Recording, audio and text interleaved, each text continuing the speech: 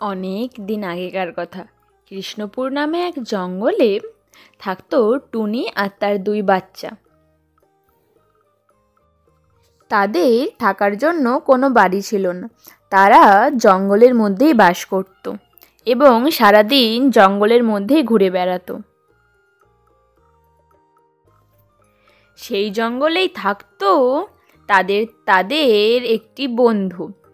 সে টুনির বাচ্চাদের সাথে সারাদিন খেলা করত এবং সে তাদেরকে খুব ভালোবাসতো।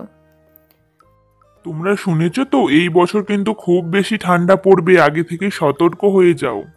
সেই বছর জঙ্গলে খুবই ঠান্ডা পড়েছিল, বরফ পর্যন্ত পড়ছিল।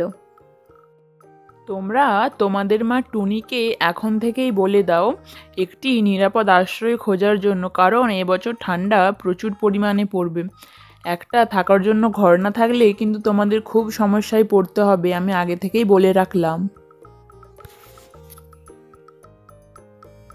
জঙ্গলে খুবই ঠান্ডা পড়তে শুরু করে, কিন্তু টুনিদের কাছে থাকার মতো কোনো তখনও পর্যন্ত বাড়ি নেই।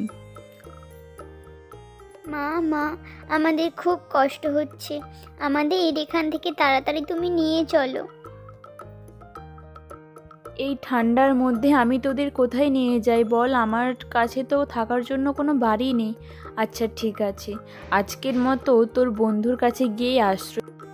ঠিক আছে, তাই চলো আজকের দিনটা ওর বাড়িতেই কাটানো যাক। এই বলে টুনি তার মেয়েদের নিয়ে তাদের বাড়ির উদ্দেশ্যে রওনা দিল।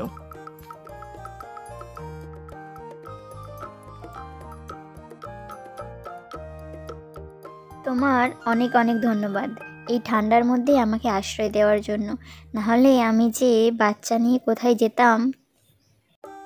কোনো চিন্তা করো না টুনি, যতদিন তোমার ইচ্ছা ততদিন তুমি আমার বাড়িতে থাকতে পারো। নাও এবার শুয়ে পড়ো, অনেক রাত হলো। টুনিরা সেই দিন খাওয়া দাওয়া করে ঘুমিয়ে পড়ল।